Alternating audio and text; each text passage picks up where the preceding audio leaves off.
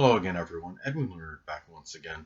In this YouTube astrological segment, I'm going to be talking about the natal chart of the late, great, revered singer John Denver. Now, some of you may have heard of John Denver, others may have not. John Denver was a legendary singer. I believe also he was a writer. He wrote or composed a lot of those songs that he made. He was also an actor, and he was just a very versatile person. A lot of that, I think, is connected with him having a Gemini ascendant. He also has Mars in Gemini, Uranus in Gemini, and Saturn in Gemini. Very strong Gemini influence in his chart. Pisces moon, I'm sure he was a lot more adaptable, malleable, more easygoing than the typical Sun in Capricorn person. Now, going to breaking down his three major proponents in his chart: Sun in Capricorn, Moon in Pisces, and Gemini ascendant. Well, the Sun in Capricorn is somebody that, as far as the basic wants go, could be very tied in with one's career and one's ambitions. And the thing is, having a Pisces moon, a lot of that energy was injected into like filmography, being an actor, his songwriting, I mean ballads, poems, I mean poetry in the songs, lyrics that rhyme. A lot of that poetry energy, I believe, would be the Pisces energy, but and then doing so with the Gemini rising, dazzling array of words and good diction, also with a lot of animation and doing a lot of this energy being done with a lot of vivaciousness, a lot of being very animated and very spirited energy, which is the Gemini ascendant, I would say. Now, with Gemini, I mean, Bryson, I'm sure he's a very restless person, probably needed to constantly be involved in some kind of activity. And the thing about John Denver, some of you may sadly, I mean, remember that he died and it was a plane crash in 1997. But going back to his natal chart, I mean, very balanced chart. I believe 5 planets on the bottom, 5 on the top, which could show a very strong balance and equilibrium of introversion and extroversion, gregariousness and introspection, being subjective and objective, and going and really balance of optimism and pessimism. He had like 8, I believe 8 of his 12 major astrological influences in extroverted masculine signs to 4 as far as feminine introverted ones. So that could be a little bit of a tiebreaker. He may have been a little bit more outgoing and more gregarious as opposed to introverted. Now in Wikipedia, it's stated, at least as a child or in his younger years, at least, he was very introverted, because apparently he didn't have much time to settle down in really any one place for a while. It seems like, people like a Gemini prominent in their chart, it seems like they are on the go. Whether he might have not wanted to be in that particular instance. He might have wanted to be a little bit more stagnant and have an opportunity to settle down a little bit for more protracted periods in some places. Now, what I want to get to is some other things in his chart I wanted to talk about. I mean, he does have, again, that very strong, Gemini energy, and having, I mean, he has the three planets, Gemini rising. He's got the moon in Pisces, so it tells me, again, there's a lot of adaptable, mutable energy in this chart.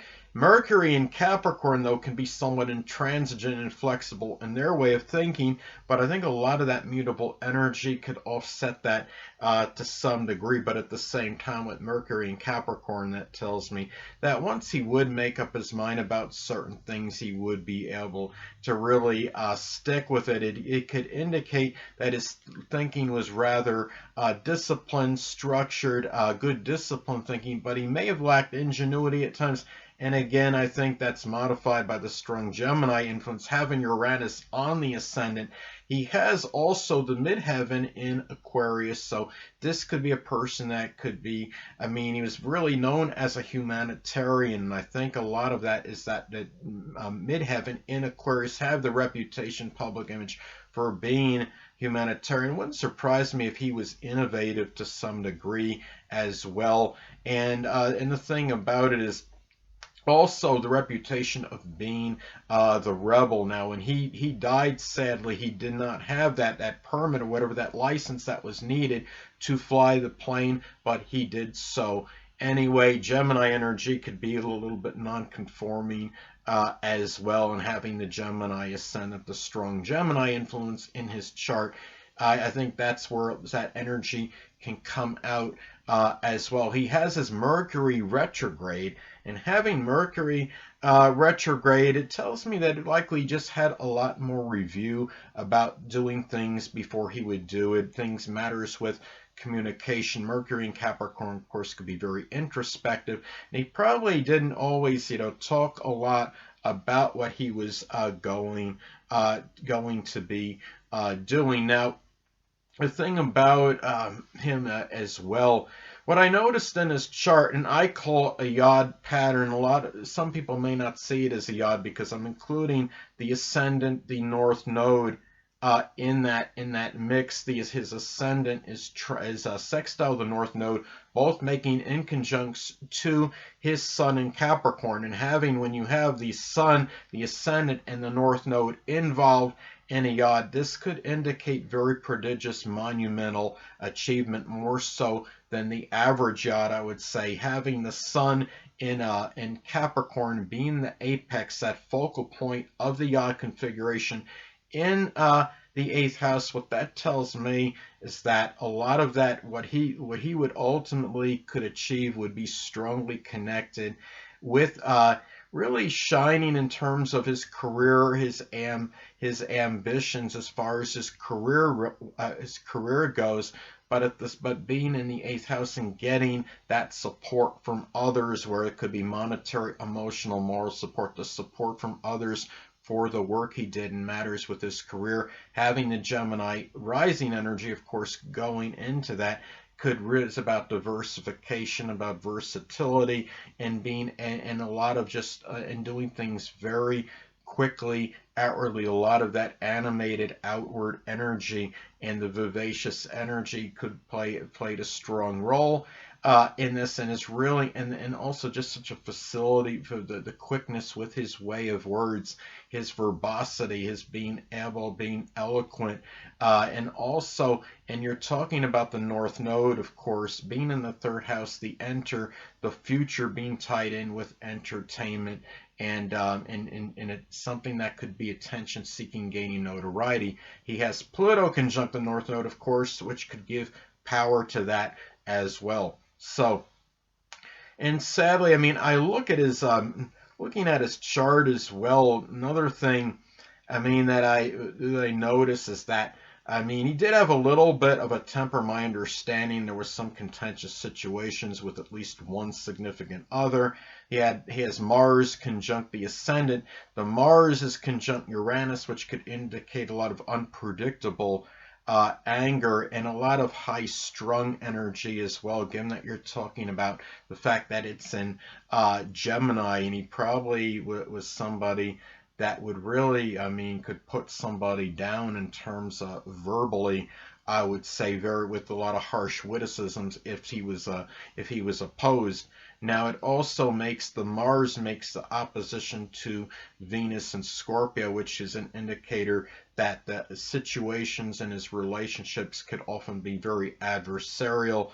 There could be some, Venus and Scorpio, of course, some vengeful, vindictive energy in matters with love, and controlling energy, perhaps, as well. So, the thing about him, too, is now going to his death. Sadly, there were some I mean, there's some very adverse transits, of course, he had at the time of his death, including the transit Mars making a long opposition to his natal Mars. That tells me that the actions, I mean, transit Mars in Sagittarius by itself could indicate really foolhardy, reckless actions.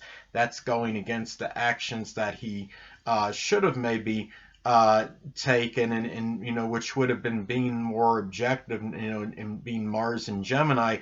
Maybe he could have done something more with communication or just a general short journey, as opposed to flying, because again, he did operate that plane at the time without having that permit or license, whatever was needed to operate it. Hold on a moment, people.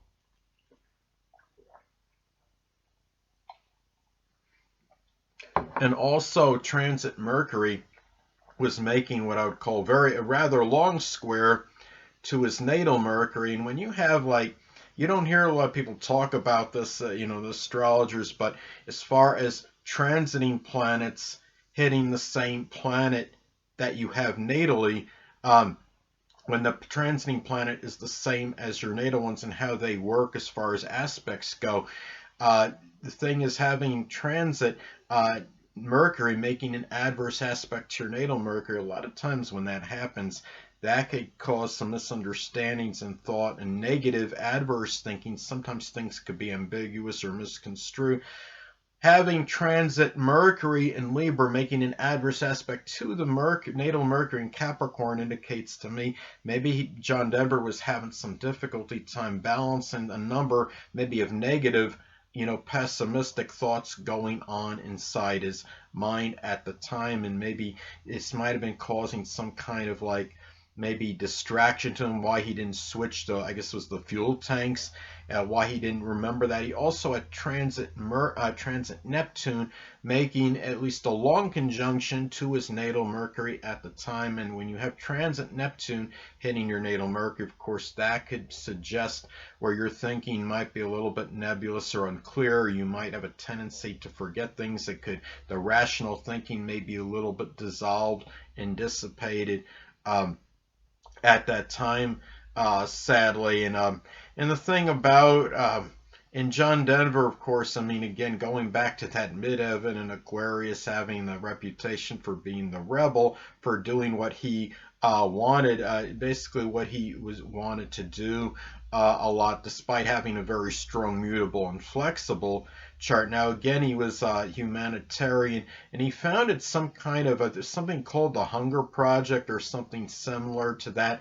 I think that a lot of that may have been attributed to his Pisces moon, that emotional need to want to save the world, basically, in some way, shape, or form. And having that in the 10th house, of course, that's in the house of notoriety, exposure, recognition, and really that played a role in his reputation very strongly, I believe. So, and also to having Pluto, it sadly conjunct his North Node in the 3rd house, tells me that maybe that played a role in him sadly being destined to die in a way that would be very, that would get a lot of notoriety and attention and sadly negative recognition in a short journey. That's something that involved a short trip or short journey.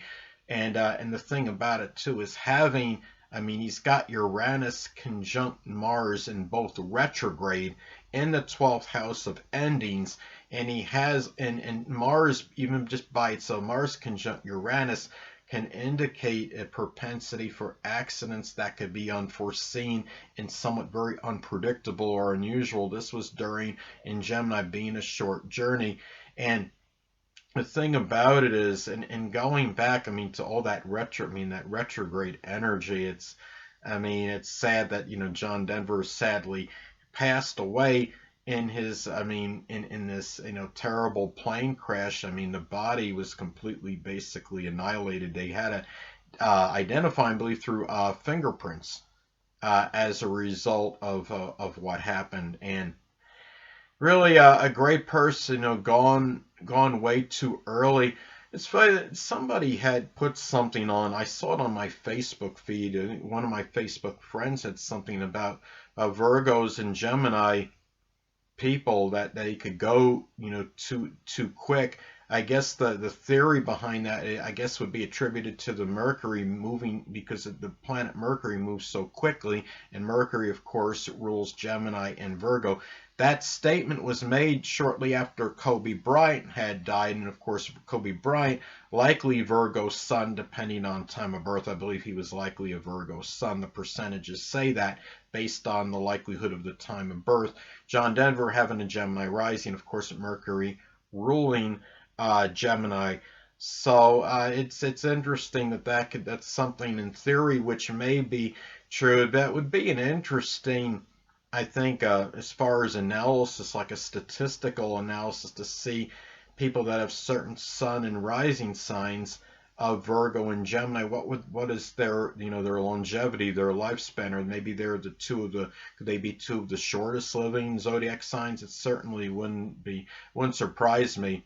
I wouldn't be flabbergasted or be in a state of shock if that were the case. But anyway, that's pretty much what I wanted to get at as far as John Denver and his natal chart. And part of the reason I did this, I mean, somebody had made mention, one of my Facebook friends had made mention about John Denver. That inspired me to do it. And also, I thought, I mean, thinking right now as well, I'm glad I'm doing this, because I wanted to just show that John Denver may be gone from us in a physical sense, but his legacy will endure forever. It's not surprising. His chart ruler Mercury is in the 8th house of legacy, and so is his sun in Capricorn as well in the 8th house in his natal chart. Anyway, people, that'll conclude this YouTube astrological segment. Until next time, people, Edwin Learnard saying stay well.